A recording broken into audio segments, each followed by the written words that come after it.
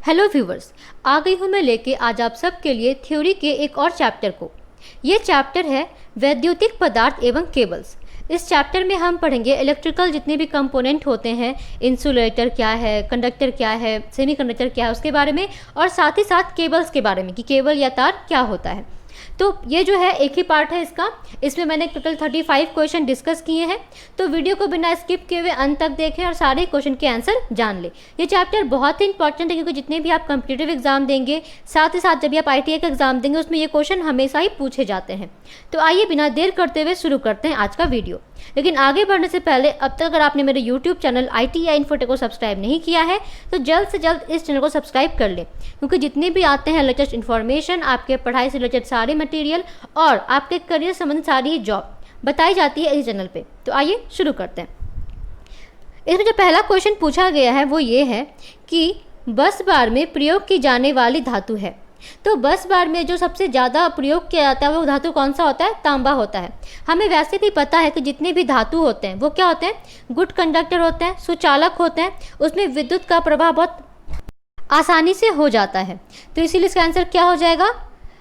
कठोर खींचा तांबा। ठीक है, जिस तांबा को हम लोग आसान से जो है खींच सकते हैं वो क्या होगा? तन्यता उसकी ज़्यादा होगी। ठीक है, उसका ही हम लोग इस्तेमाल करें। तो क्वेश्चन नंबर 1 का आंसर क्या हो जाएगा? Option A. क्वेश्चन नंबर 2 है, निम्न में से सर्वोत्तम सुचालक पदार्थ है। तो ऑप्शन दिया हुआ है चीनी मिट्टी, रेजिन, ग्रेफाइट, इनमें से कोई नहीं। तो हमें पता है रेजिन और चीनी मिट्टी क्या होता है? कुचालक होता है। लेकिन ग्रेफाइट एक ऐसा मटेरियल है जिसमें सबसे अच्छे से, यहाँ कार्बन भी है, इसमें जो विद्युत का प्रवाह होगा ये बहुत ही आसानी से होगा। इसका आंसर क्या हो जाएगा? 2 का option C, graphite. Next question है क्वेश्चन नंबर 3, निम्न में से कौन सा पदार्थ अचालक नहीं है?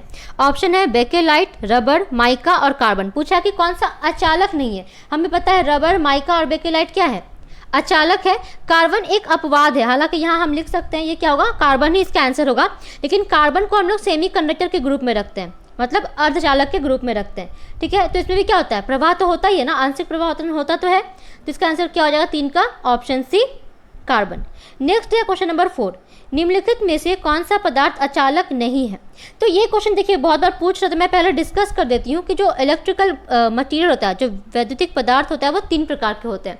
एक होता है सुचालक, जिसको हम लोग कंडक्टर कहते हैं, एक होता है कुचालक, जिसको हम लोग इंसुलेटर कहते हैं, और एक होता है अर्धचालक, जिसको हम लोग सेमी कंडक्टर कहते हैं। सुचालक के नाम से समझ में आ रहा है कि क्या है? जिसमें विद्युत धारा आसानी से प्रवाहित हो, वो क्या है? सुचालक है। और जितने भी धातु हैं वो क्या है? सुचालक है। दूसरा होता है इंसुलेटर या कुचालक, जिसमें विद्युत धारा का प्रवाह नहीं हो पाता, उसे हम लोग क्या कहते हैं? कुचालक कहते हैं। जैसे रबड़ है, लकड़ी है, ये सब क्या हो जाएगा? कुचालक। तीसरा होता है अर्धचालक, सेमी कंडक्टर, तो जिसमें विद्युत धारा का आंशिक प्रवाह होता है। ठीक है, पूर्णतः प्रवाह नहीं होगा, क्या होगा? आंशिक प्रवाह होगा, या फिर इसका चालकता चालक और कुचालक के बीच होगा, वो क्या कहलाता है? अर्धचालक कहलाता है, सेमी कंडक्टर कहलाता है। और इसका एग्जाम्पल होता है सिलिकॉन, जर्मेनियम, ये सब। ठीक है, तो आइए हम लोग देख लेते हैं नेक्स्ट क्वेश्चन क्या था। क्वेश्चन नंबर 4 में था कि निम्नलिखित में से कौन सा पदार्थ अचालक नहीं है? ऑप्शन है एबोनाइट, कांच, सीसा, मार्बल। ठीक है, तो इसका आंसर क्या हो जाएगा? सीसा हो जाएगा। ठीक है, नेक्स्ट है क्वेश्चन नंबर 5, तांबा एक डैश धातु होती है। तो हमने अभी जस्ट डिस्कस किया कि तांबा जितना भी मेटल है वो क्या है? सुचालक है, चालक है ना एक प्रकार का। तो क्या हो जाएगा इसका आंसर? तांबा एक चालक धातु है। तो 5 का आंसर हो जाएगा ऑप्शन ए। नेक्स्ट है क्वेश्चन नंबर 6, निम्न में से कौन सा लचीला अचालक नहीं है? मतलब अचालक नहीं है, लचीला अचालक नहीं है। फाइबर, रेजिन, कागज और कॉटन टेप। तो इसका आंसर क्या हो जाएगा? फाइबर, क्योंकि जितना भी यहाँ देख रहे हैं कागज, कॉटन टेप या रेजिन, ये क्या होता है? लचीला चालक है। लेकिन फाइबर क्या होता है? लचीला चालक नहीं होता है। ठीक है, इसका आंसर क्या हो जाएगा? 6 का ए हो जाएगा। नेक्स्ट है क्वेश्चन नंबर 7, अर्धचालक पदार्थ के रूप में निम्न में से किस तत्व का प्रयोग किया जाता है? तो अभी जस्ट मैंने बताया ऑप्शन में क्या था? सिलिकॉन था। इसका आंसर क्या हो जाएगा? 7 का ऑप्शन सी, सिलिकॉन। क्योंकि कॉपर क्या है? चालक है। टंगस्टन क्या है? चालक है। प्लास्टिक क्या है? कुचालक है। तो बचता क्या? सिलिकॉन। तो सिलिकॉन और जर्मेनियम वैसे भी क्या होते हैं? अर्धचालक होते हैं। इसका आंसर क्या हो जाएगा? 7 का सिलिकॉन हो जाएगा। और सबसे जो इंपॉर्टेंट बात यह है कि जितने भी इलेक्ट्रॉनिक मटेरियल हैं सभी बनाए जाते हैं अर्धचालक से, और उस अर्धचालक में भी सबसे अधिक जो उपयोग करते हैं वो किसका करते हैं? सिलिकॉन का ही करते हैं। इसलिए जैसे कहा भी जाता है कि जो इलेक्ट्रॉनिक डिवाइस है उसका हार्ट क्या होता है? सिलिकॉन होता है, क्योंकि मैक्सिमम जो डिवाइस है वो किससे बनाए जाते हैं? सिलिकॉन से बनाए जाते हैं। आइए देख लेते हैं हम लोग नेक्स्ट क्वेश्चन क्या पूछा है क्वेश्चन नंबर 8 में। अच्छे अचालक में निम्न गुण में से कौन सा होना चाहिए? तो अचालक क्या होना चाहिए? क्योंकि हम लोग को पता है अचालक मतलब क्या, इसमें विद्युत धारा प्रवाहित ना हो, है ना। तो तन्यता होना चाहिए, सुदृढ़ता होना चाहिए, आघातवर्धता होना चाहिए, या सभी होना चाहिए? तो क्या होना चाहिए इसमें? सभी गुण होना चाहिए। नेक्स्ट है क्वेश्चन नंबर 9, अचालक पदार्थों के समान गुना के तापमान गुणांक का मान डैश होता है। ठीक है, तो जो टेम्परेचर कोफिशिएंट होता है, जिसको हम लोग अल्फा भी बोलते हैं, अचालक पदार्थ का क्या होता है? हमेशा ऋणात्मक होता है, माइनस होता है। ठीक है, इसका आंसर क्या होगा? 9 का ऑप्शन डी, ऋणात्मक। नेक्स्ट है क्वेश्चन नंबर 10, पीवीसी अचालक के डैश वर्ग से संबंधित है।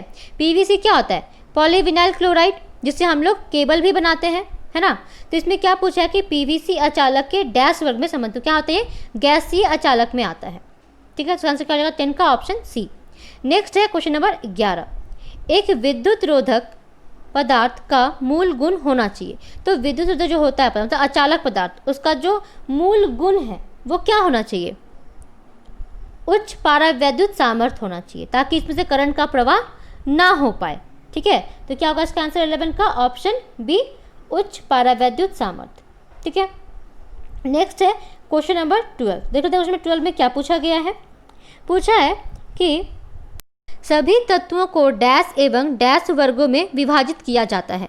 तो जितना भी तत्व है उसको हम लोग किसमें करते हैं विभाजित? धात्विक और अधात्विक। धात्विक जितना भी है वो सब क्या हो जाएगा? कंडक्टर हो जाएगा, चालक हो जाएगा, और अधात्विक में आ जाता है हमारा सेमीकंडक्टर और इंसुलेटर। ठीक है, नेक्स्ट है क्वेश्चन नंबर 13, निम्न में से कौन सा गुण मतलब प्रॉपर्टी अचालक पदार्थों में नहीं होना चाहिए? तो अचालक पदार्थ में क्या नहीं होना चाहिए? अचालक मतलब उसमें विद्युत धारा प्रवाहित ना हो पाए, तो उसमें कौन सा गुण नहीं होना चाहिए? निम्न डाइलेक्ट्रिक स्ट्रेंथ। क्योंकि निम्न डाइलेक्ट्रिक स्ट्रेंथ अगर रहेगा तो उसमें क्या होगा? आसानी से करंट फ्लो कर जाएगा, और जितना ज़्यादा डाइलेक्ट्रिक स्ट्रेंथ रहेगा उतना ही कम उसमें प्रवाह होगा इलेक्ट्रॉन का या करंट का। ठीक है, तो क्या हो जाएगा इसका आंसर सचिन का? ऑप्शन ए, निम्न डाइलेक्ट्रिक स्ट्रेंथ। नेक्स्ट है क्वेश्चन नंबर 14, वैद्युतीय चालक पदार्थ इनमें से कौन सा एक नहीं है? तो चालक पदार्थ इसमें से कौन नहीं है? ऑप्शन है तांबा, चांदी, एल्युमिनियम, सीसा। तो क्या होगा इसका आंसर? तांबा में भी करंट फ्लो करता है, एल्युमिनियम में भी करंट फ्लो करता है, चांदी में भी करता है। इवन सबसे अधिक जो चालक होता है वो कौन होता है? चांदी, फिर तांबा, फिर एल्युमिनियम। तो क्या बचेगा? सीसा। तो सीसा इसमें क्या है? वैद्युतीय चालक पदार्थ नहीं है। नेक्स्ट है क्वेश्चन नंबर 15, ऐसा कौन सा पदार्थ है जिसका तापमान बढ़ाने पर उसका प्रतिरोध घटेगा? क्या पूछा है कि तापमान अगर हम लोग बढ़ाएं तो प्रतिरोध क्या होना चाहिए? उसका घटना चाहिए। ठीक है, हमें पता है धातु में क्या होता है, जब हम लोग तापमान बढ़ाते हैं तो उसका प्रतिरोध भी क्या होता है? बढ़ता है। लेकिन सेमी कंडक्टर में क्या होता है, जो अर्धचालक होता है, कि जब हम लोग टेम्परेचर बढ़ाते हैं तो प्रतिरोध क्या होता है? उसका घटने लगता है। तो यहाँ देखिए टंगस्टन, नाइक्रोम और मैग्नीज क्या है? धातु है तीनों ही, और तीनों में क्या होगा? तापमान बढ़ाने पर प्रतिरोध बढ़ेगा। लेकिन कार्बन क्या है? मैंने भी बताया था कार्बन अपवाद होता है जो अर्धचालक में आता है, और इसमें क्या होता है? तापमान बढ़ाने पर प्रतिरोध घटने लगता है। इसका आंसर क्या होगा? 15 का ऑप्शन बी, कार्बन।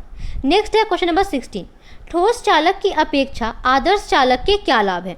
ठीक है, तो पूछा कि कोई ठोस चालक है, ठीक है, और कोई आइडियल चालक है। ठीक है, तो दोनों में क्या अंतर होगा?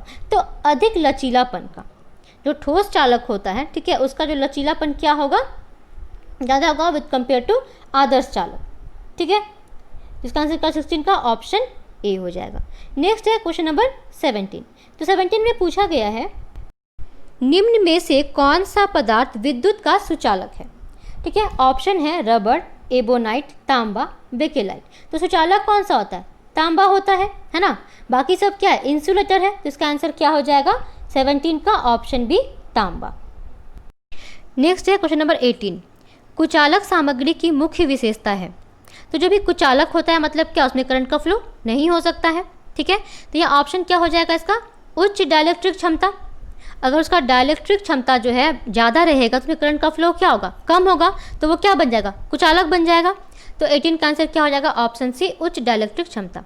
नेक्स्ट है क्वेश्चन नंबर 19, पूछा गया है अर्धचालक घटक की विशिष्ट प्रचालन स्थिति के अधीन अर्धचालक की चालकता महत्वपूर्ण है। अर्धचालक के तापमान में परिवर्तन से चालकता पर क्या प्रभाव पड़ता है? तो हम लोग को पता है, मैंने जस्ट बताया भी कि अर्धचालक में अगर हम लोग तापमान बढ़ाते हैं तो उसका प्रतिरोध क्या होता है?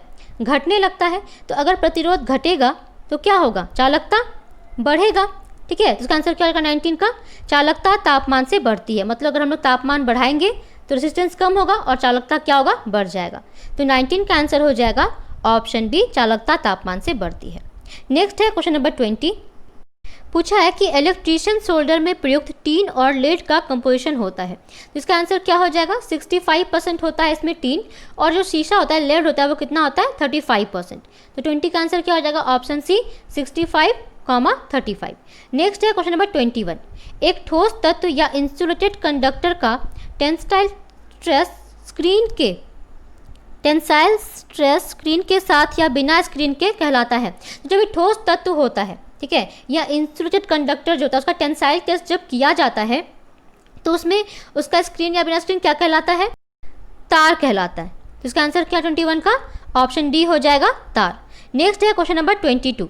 पूछा है इसमें कंडक्टर का साइज नापने के लिए किस यंत्र का प्रयोग किया जाता है। तो हमें पता है कि किससे मापते हैं हम लोग, SWG से, स्टैंडर्ड वायर गेज से हम लोग मापते हैं। ठीक है, तो क्या हो जाएगा 22 का answer, standard wire gauge, option C. Next है 3 में पूछा है तार स्थापन की धातु कंडुइट प्रणाली में जहां टेढ़ा मेढ़ा दीवार प्रक्षेप हो, केबलों को डैश उपयोग कर चलाया जाता है। तो जब भी हम लोग कंडुइट पाइप का इस्तेमाल करते हैं, ठीक है, तो वहाँ पे हम लोग किसका इस्तेमाल कर, जहाँ पर दीवार टेढ़ा मेढ़ा होगा वहाँ किसका इस्तेमाल करेंगे, धातु लचीला कंडुइट का इस्तेमाल करते हैं तार को स्थापित करने के लिए, जोड़ने के लिए। तो 23 का आंसर क्या हो जाएगा, ऑप्शन सी। नेक्स्ट है question number 24। Mica dash insulation वर्ग में आता है। तो माइका क्या हमें पता है एक प्रकार का इंसुलेटर है, ठीक है, और इसका भी वर्ग होता है ABCD। तो माइका को जो है किस में रखा गया है, सी में रखा गया, क्लास सी में रखा गया, क्लास सी इंसुलेटर में आता है माइका। नेक्स्ट है क्वेश्चन नंबर 25। पूछा है तारों के जोड़ की किस पर निर्भर करती है। तो तारों का जो जोड़ होता है वो किस पर डिपेंड करता है, उसके ऑप्शन दिया हुआ है, तार केबल की मोटाई पर, प्रयोजन पर, लंबाई पर। तो इसका आंसर क्या हो जाएगा, ऑप्शन डी, ए और बी दोनों पर, मतलब मोटाई पे भी और प्रयोजन पर भी। 25 का आंसर हो गया ऑप्शन डी। नेक्स्ट है क्वेश्चन नंबर 26।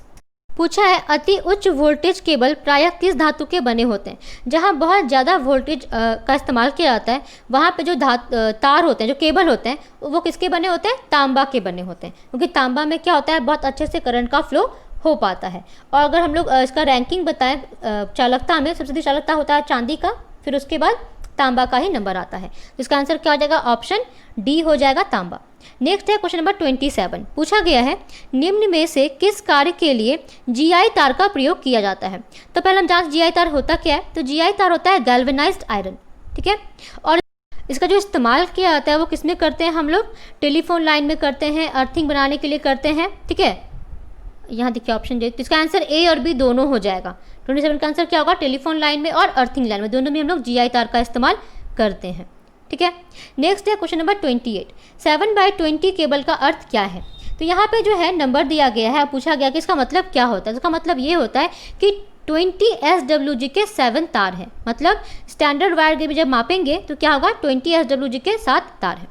नेक्स्ट है क्वेश्चन नंबर 29। पूछा है केबल PVC केबल के ऊपर थर्मोप्लास्टिक कंपाउंड का आवरण चढ़ाकर तैयार किया जाता है।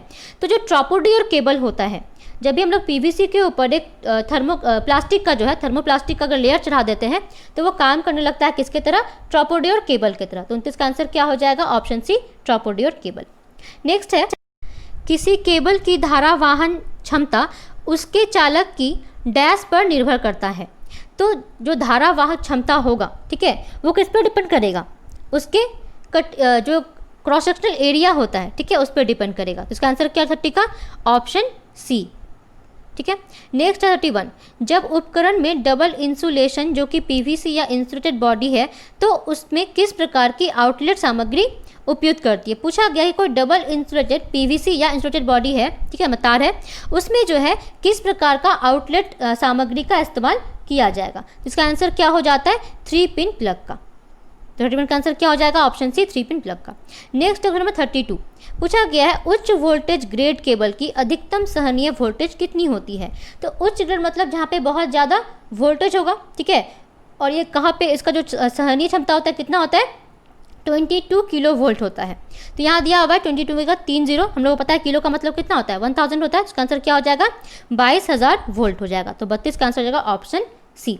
नेक्स्ट है क्वेश्चन नंबर 33, मध्यम वोल्टेज ग्रेड केबल की अधिकतम सहनीय क्षमता क्या होती है? जो मध्यम ग्रेड में आता है वो कितना होता है? 650 वोल्ट। ठीक है, 33 का आंसर क्या हो जाएगा? ऑप्शन सी 650 वोल्ट। नेक्स्ट है 34, रिले कॉन्टैक्टर्स आदि में संयोजक बिंदु जो कनेक्टिंग पॉइंट बनाने के लिए डैश का प्रयोग किया जाता है, तो हम लोग इसका प्रयोग करते हैं, चांदी का प्रयोग करते हैं।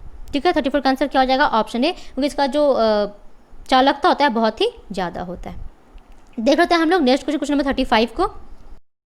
पूछा गया है, जहां निम्न धारा परिपथों के लिए निर्धारित दूरी के भीतर जोड़ों को सरकाना है वहां अत्यंत उपयुक्त जोड़ डैश है। मतलब कोई न्यूनतम दूरी है, ठीक है, वहाँ परिपथों के बीच जो है वो न्यूनतम दूरी है, तो जोड़ों को कैसे हम लोग थोड़ा सा भेजेंगे, सरकाएंगे। ठीक है, तो उपयुक्त जोड़ कौन सा होगा? तो इसका आंसर क्या हो जाएगा? एरियल जोड़। जो एरियल जॉइंट होता है उससे हम लोग कहता है जो निम्न डिस्टेंस होता है जब परिपथों के बीच, तो इसका इस्तेमाल करते हैं, इस जोड़ का इस्तेमाल करते हैं। 35 का आंसर क्या हो जाएगा? ऑप्शन ए, एरियल जोड़। तो ये था आपका वैद्युतिक पदार्थ एवं केबल्स के बहुत ही इंपॉर्टेंट 35 क्वेश्चन। अगर आपको उसमें कोई भी डाउट है तो आप कमेंट करके ज़रूर पूछें। अगर आपको ये वीडियो अच्छा लगा हो तो वीडियो को लाइक करें, इस वीडियो को अधिक से अधिक शेयर करें, ताकि जितने भी स्टूडेंट पढ़ाई कर रहे हैं उनके पास ये वीडियो पहुँचे और उनके लिए भी फ़ायदा हो।